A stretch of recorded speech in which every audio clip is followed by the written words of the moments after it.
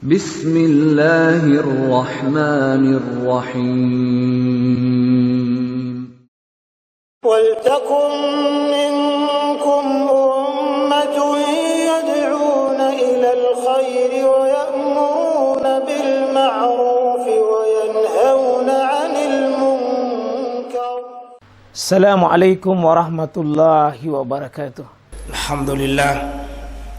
Alhamdulillah walladzi hadana lihaza wa ma kunna linahtadiya laula an hadanallah wa nashhadu an la ilaha illallah wahdahu la syarikalah wa nashhadu anna muhammadan abduhu wa rasuluh sallallahu alaihi wa alihi wa sahbihi wa mawala. Allahumma arinal haqqa haqqa warzuqna ittiba'ah wa arinal batila batilan warzuqna ijtinabah. Allahumma sabbit imanina wa quwwatina fi ta'atika. Allahumma inna nas'aluka al-huda wat-tuqa wal-afafa wal-ghina. Allahumma afriq alaina sabra wa sabbit aqdamana wansurna alal qaumil mujrimin.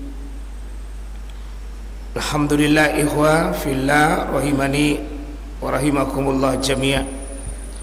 Kita bersyukur kepada Allah, napas hidup kita masih dititipkan pada kita untuk melanjutkan. Kalau ada amal bisa ditambah, mudah-mudahan bisa bertambah. Dan kalau ada dosa kita, kesalahan kita, bisa kita kurangi, bisa kita hapus. Semoga Allah membantu kita di sisa-sisa hidup kita. Kita selesaikan urusan kita dengan Allah ya ikhwan. Siapa tahu kita banyak menyelesaikan urusan kita dengan manusia begitu saja untuk kepentingan manusia. Mari kita selesaikan urusan kita dengan Allah Subhanahu wa ta'ala. Urusan yang menyangkut saat-saat berjumpa kita dengan Allah. Kalau kita ditanya tentang waktu yang ada pada diri kita, semua kita menjadi orang yang bisa yusabbit, kita dikokohkan kaulina, perkataan kita di sisi Allah Subhanahu wa ta'ala. Melalui kesempatan ini ikhwah, bersama-sama kita kembali mengambil ibrah, nasihat besar dari peristiwa hijrah dan perjalanan tahun baru ini. Saya rasanya tidak ridho berjalan waktu ini kalau saya tidak bisa menemukan diri saya ada sesuatu yang saya bisa lakukan perubahan di tahun ini. Karena inti pesan hijrah yang sampai sahabat melakukan musyawarah adalah perubahan dan perubahan. Kalau tidak ada sedikit perubahan baik tingkat pribadi kita, perubahan pada tingkat keluarga kita, pada gerakan dakwah kita, masjid kita, haraka kita, masyarakat kita, organisasi kita, apapun namanya, kalau tidak ada perubahan lebih baik was sekalian, kita gagal menangkap pesan Allah Subhanahu wa ta'ala.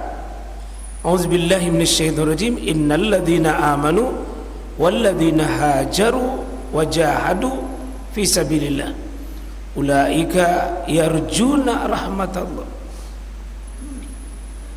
Satu paket dengan keimanan kita itu kelihatan bagaimana kita melakukan hijrah dalam hidup.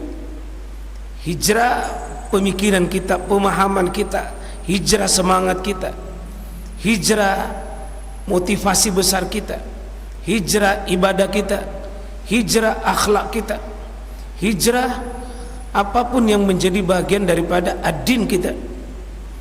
Ya, jangan-jangan mas sekalian kita bergerak terus, waktu terus berjalan, tapi kita tidak ada wal tanzur nafsum ma qaddamat lighad.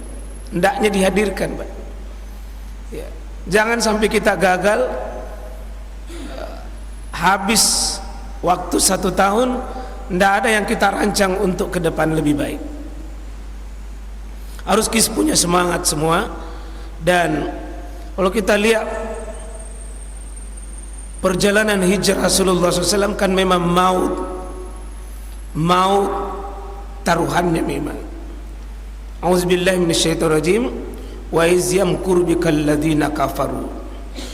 Dan ingatlah kata-kata iz ini, iz yamkuruka, yang yazkuru bika.